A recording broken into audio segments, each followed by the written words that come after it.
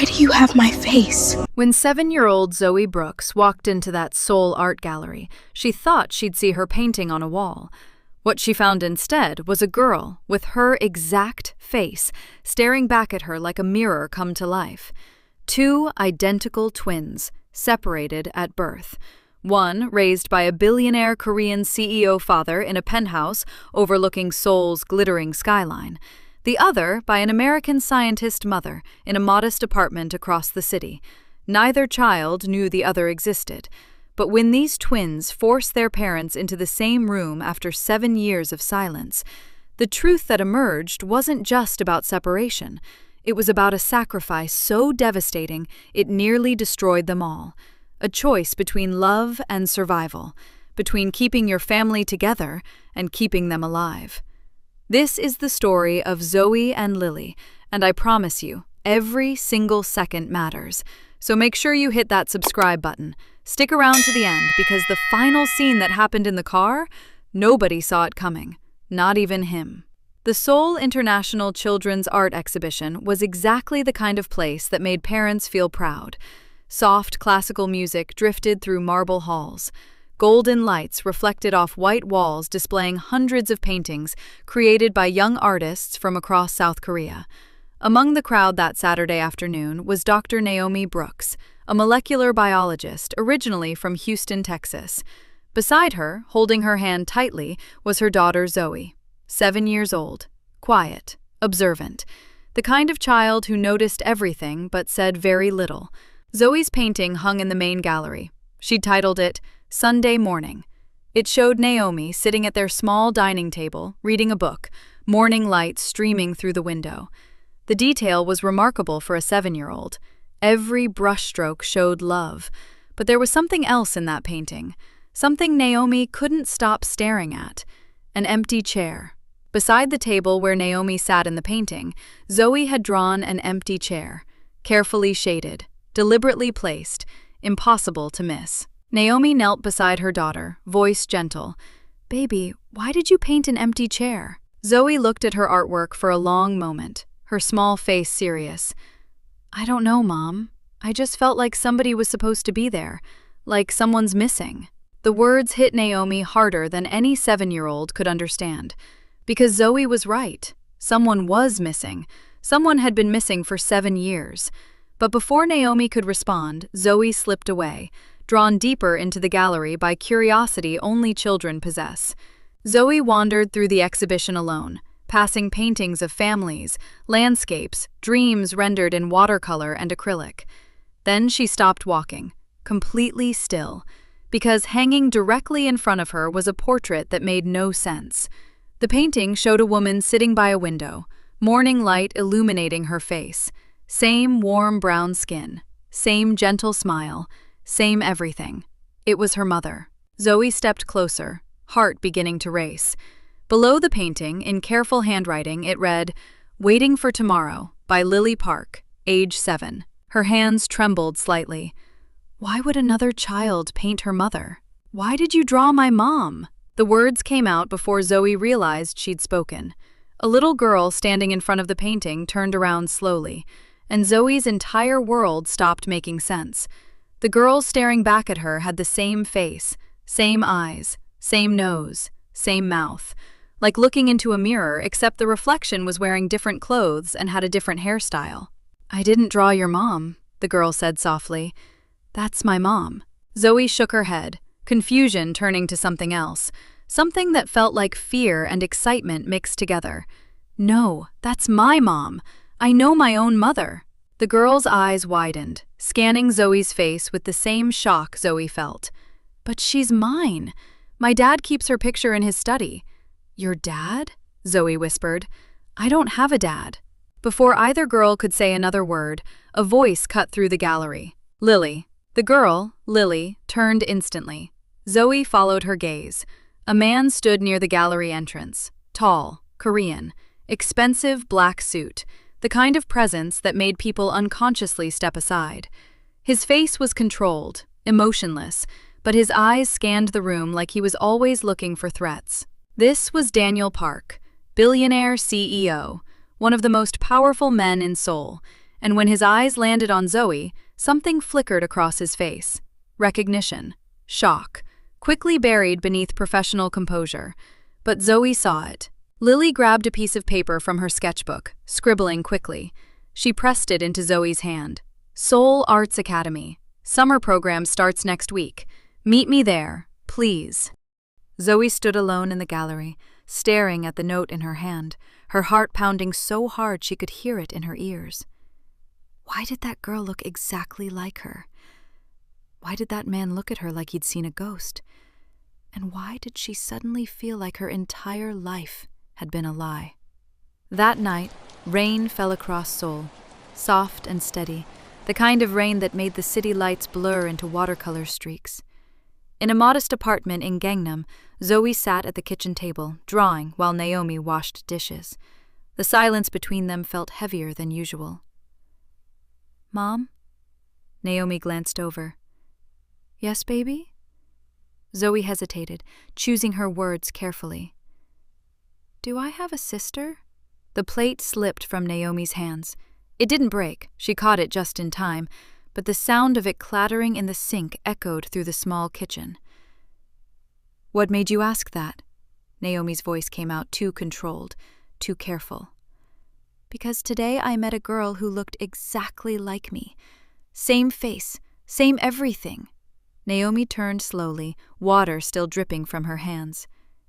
"That's impossible, Zoe." "Is it?" The question hung in the air between them. Naomi looked away first, unable to hold her daughter's searching gaze. "You're tired, baby. Sometimes people just look similar." But Zoe could hear the lie in her mother's voice, and for the first time in her 7 years, she wondered what else her mother had lied about. Across the city, in a penthouse with floor-to-ceiling windows overlooking Seoul's glittering skyline, Lily sat on her bedroom floor, surrounded by sketchbooks. She'd drawn Zoe's face from memory, over and over, trying to understand how another person could have her eyes, her nose, her smile. Her bedroom door opened. Daniel Park stepped inside, still in his suit from the gallery, exhaustion written in the tight set of his shoulders. "You're still awake." Lily looked up at her father. "Dad, who's the woman in the photo you keep in your study? The one in the locked drawer?" Daniel's jaw tightened almost imperceptibly. "Not tonight, Lily." "I met someone today." She stood up, holding the sketch. "A girl. She looked exactly like me." For the first time in Lily's memory, she saw something close to fear flash across her father's face. "What did you say?" "Why won't you ever talk about my mom? Where is she? Why isn't she here?" Daniel moved to the window, Seoul spreading out below him like a kingdom he ruled but couldn't enjoy. "Some things are complicated, Lily." "That's not an answer." "It's the only answer I can give you right now." Lily felt tears burning behind her eyes. "You always say that. You always say, someday, or when you're older, or it's complicated. But I'm not stupid, Dad. I know you're hiding something." Daniel's reflection in the window showed a man carrying weight no one else could see. "I know you're not stupid, baby. I know." "Then tell me the truth!" But he didn't.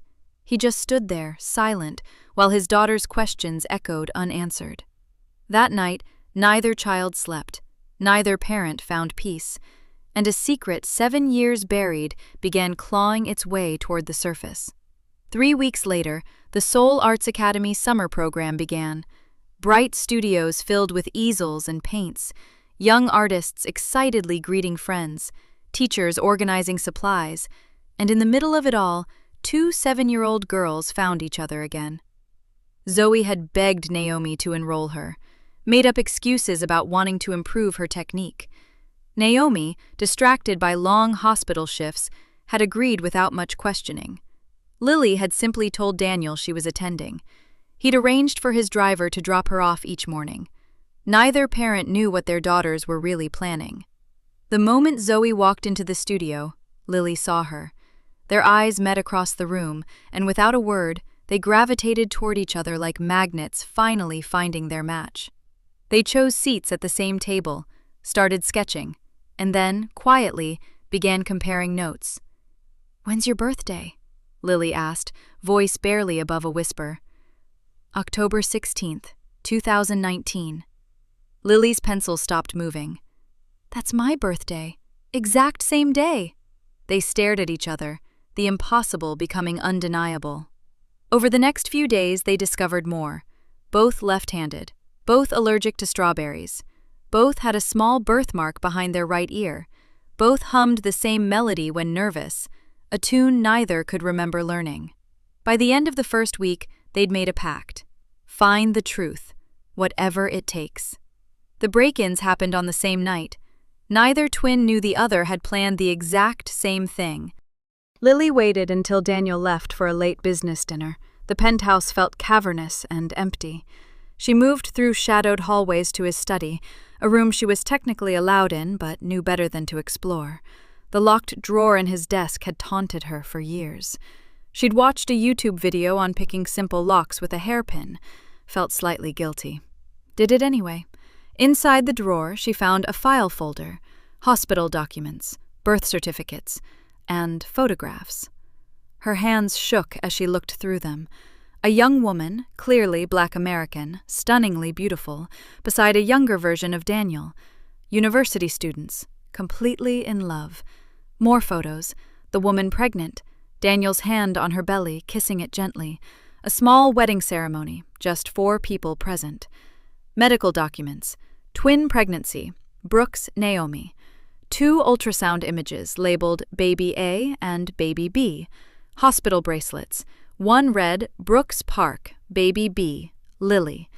And at the bottom, a handwritten letter in Daniel's handwriting. "Forgive me. This is the only way to keep you safe. I love you. I'll always love you. D." Lily took photos of everything with trembling hands, tears streaming silently down her face. She'd found her mother. That same night, across Seoul, Zoe climbed onto a kitchen chair while Naomi slept on the couch after a crushing hospital shift. She'd seen the box once, months ago, top shelf of the hallway closet, hidden behind winter coats. She found it exactly where she remembered. Inside, photographs that mirrored what Lily was discovering across the city. Naomi and a Korean man, young and university ID cards from Seoul National University, a positive pregnancy test, ultrasound images clearly showing twins, a hospital bracelet, Brooks Park, Baby A, Zoe. Wedding rings, never worn but carefully preserved, and a torn letter in Naomi's handwriting. "I'll never forgive you for making me choose. I'll never forgive myself for agreeing. N." Zoe sat on the closet floor, hugging the photographs to her chest, finally understanding why her mother always looked so sad on Sunday mornings, why that chair in her painting had been empty. Someone was missing.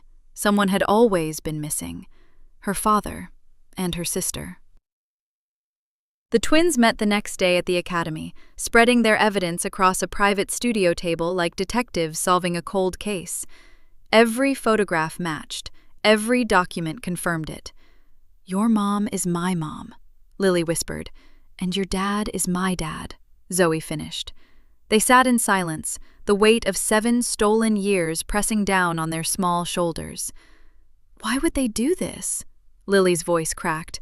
"Why would they separate us?" "I don't know, but we're going to find out." That's when they formed the plan. Force their parents to face each other, demand the truth, refuse to accept anything less than complete honesty. Lily called Mingles, an upscale restaurant in Gangnam, using her most mature voice. "I'd like to make a reservation for 4, Saturday evening, 7 p.m., under Park and Brooks." Then they sent carefully crafted messages. To Naomi. "Mom, my summer program is having a family showcase dinner. They need you there. Saturday, 7 p.m., Mingles Restaurant. It's important. Love, Zoe." To Daniel. "Dad, I won special recognition at the academy. Private ceremony dinner. Please come. Saturday, 7 p.m., Mingles. Don't miss this. Lily." Neither parent suspected anything. Saturday evening arrived with soft rain and cooling temperatures. Naomi arrived first, elegant in an emerald dress that highlighted her warm brown skin. She scanned the restaurant, looking for Zoe, checking her phone repeatedly. Then Daniel Park walked through the entrance. Charcoal suit, expensive watch, the kind of presence that made the entire restaurant notice. The host led him toward the private dining section. The door opened, and 7 years of carefully maintained distance collapsed in a single moment. Naomi looked up. Daniel stopped mid-step. Neither could breathe. "What are you doing here?" Naomi's voice barely worked. Lily said there was a ceremony." Zoe told me the same thing. Realization hit them simultaneously. The girls. Before either could leave, 2 small voices spoke from behind them. "Don't." Zoe and Lily stepped into the private dining room, holding hands, matching determination on their identical faces. "Sit down," Lily said quietly. "Both of you." Daniel stared at both girls together for the first time, his composure cracking visibly. Naomi pressed her hand to her mouth, tears already forming. Seeing both her daughters, side by side, after 7 years of forced separation. "Please," Zoe added, "just sit." And somehow, impossibly, both parents did. What followed was the conversation that should have happened 7 years ago. "We know we're twins," Zoe started. "We found the photographs," Lily continued. "The birth certificates, the hospital bracelets, everything." Naomi's tears fell freely now. Daniel's jaw was clenched so tight it looked painful. "Why did you separate us?" Both girls asked the question in perfect unison. The silence stretched unbearably. Finally, Naomi spoke, her voice filled with 7 years of anger. "You tell them, Daniel. This was your choice, your sacrifice. You explain it." "That's not fair, Naomi." "Fair?" Naomi's voice rose. "You want to talk about fair? I held both my babies for 6 hours before you ripped one out of my arms. You explain that to them." Lily looked at her father, shock and hurt mixing on her young face. "You took me from her?" Daniel's composure finally shattered. "To protect you, to protect all of you." "From what?" Zoe demanded. And slowly, painfully, the truth came out. Daniel explained how his father's death had forced him to inherit not just a tech company, but an entire criminal empire. Money laundering, political corruption, connections to organized crime across Asia. How enemies had immediately targeted Naomi, how photographs of her appeared on his desk with threatening messages, how pregnant women make easy targets, how men in his world controlled each other through their families. Naomi added her side, the car that followed her, the break-in 2 weeks before the twins were born, photos of her sleeping, left on her pillow as a message. "We can reach you any time." "They gave me a choice," Daniel said. "Leave everything and watch you all die. Or stay, play their game, but split the family to keep you safe." "Split us how?" Lily whispered. "One baby stays with me in Korea. Leverage. Insurance I'd never run. The other goes with your mother, completely untraceable, somewhere they'd never look." Zoe stared at Naomi. "And you agreed to this?" "I fought him for weeks," Naomi said through tears. "But then they showed me files, other families, wives killed, children kidnapped. I didn't agree, I just stopped fighting." "How did you choose?" Lily's voice was so small. "How did you decide which one to keep?" Daniel looked at Naomi. Naomi looked back. 7 years of pain passed between them in that glance. "I couldn't choose," Naomi whispered. "So I said, whoever I was holding when the 6 hours ended, that's who came with me." "You were born first," Daniel said, looking at Zoe. "Baby A. Your mother held you, and you grabbed her finger and wouldn't let go. When they took Lily from me," Naomi continued, barely able to speak, "I screamed until they sedated me.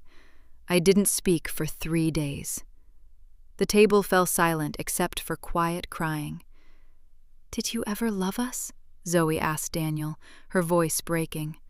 Every single day, he answered immediately. Both of you. Every single day. Then why does it feel like you chose everything else over us? Lily whispered. Because I chose your lives over mine.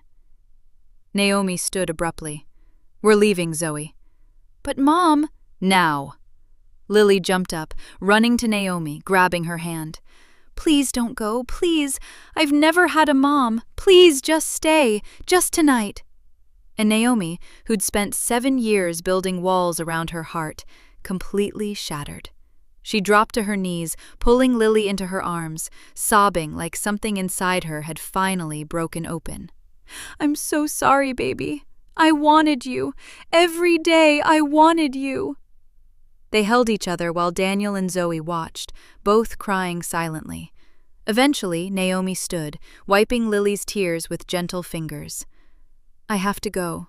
I'm sorry. Will I see you again?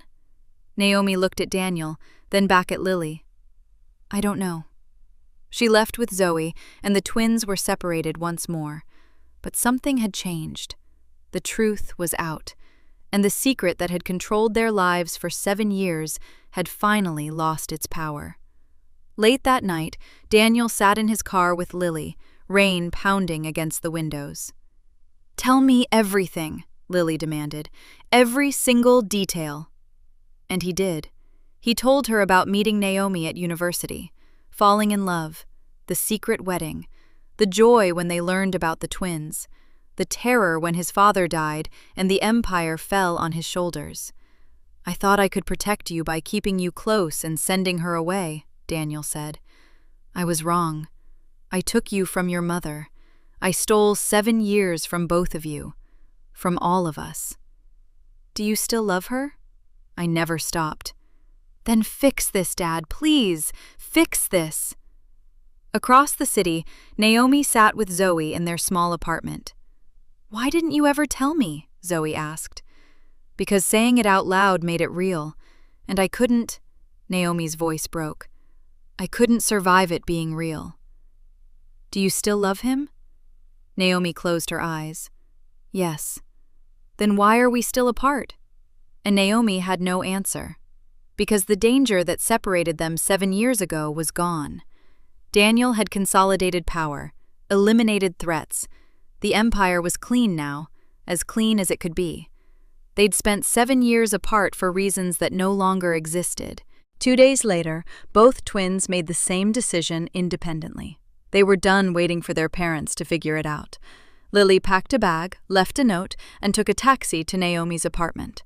When Zoe opened the door and saw her sister standing there, backpack over her shoulder and determination on her face, she started and, at the same time, You actually did it.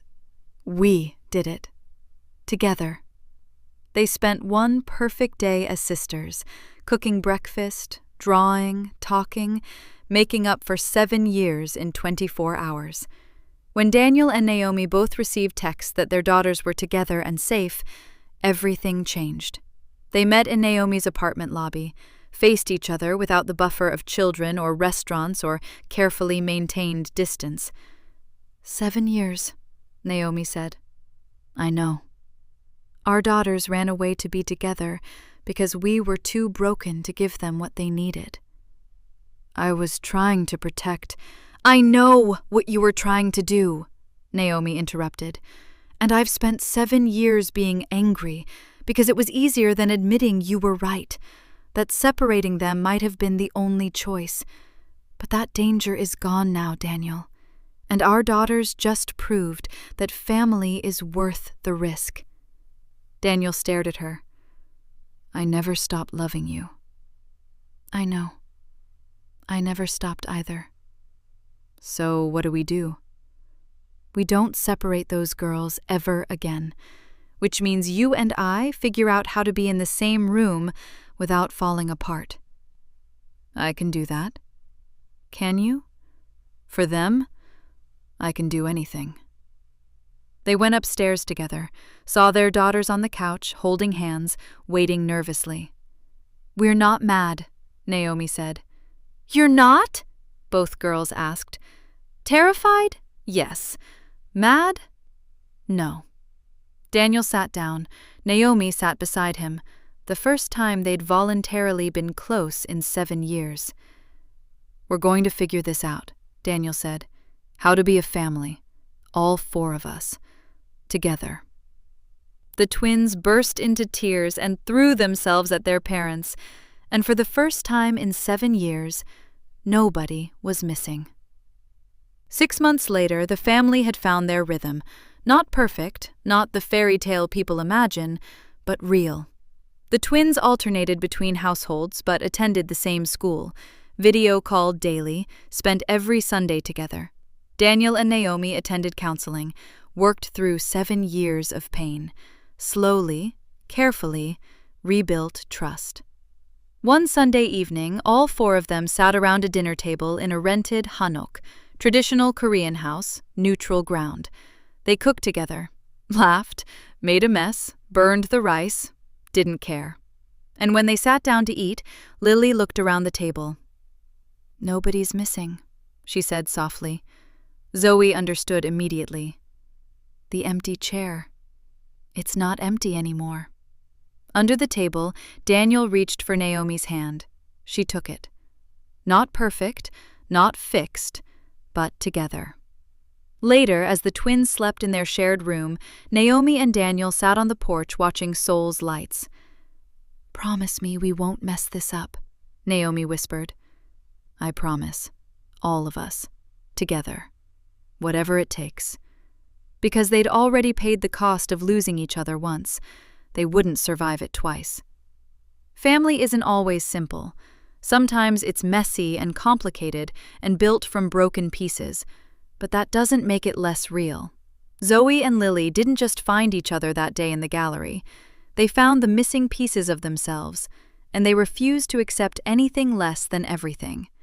Their story reminds us that love is worth fighting for, that family is worth the risk, and that sometimes the bravest thing you can do is refuse to give up on the people who matter most.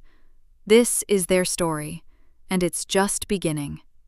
If this moved you, subscribe and join our family here. Share this with someone who needs to hear it. And tell me in the comments, what would you have done? Thank you for being here. You're not just watching, you're part of this. See you in the next story. Until then, hold your family close.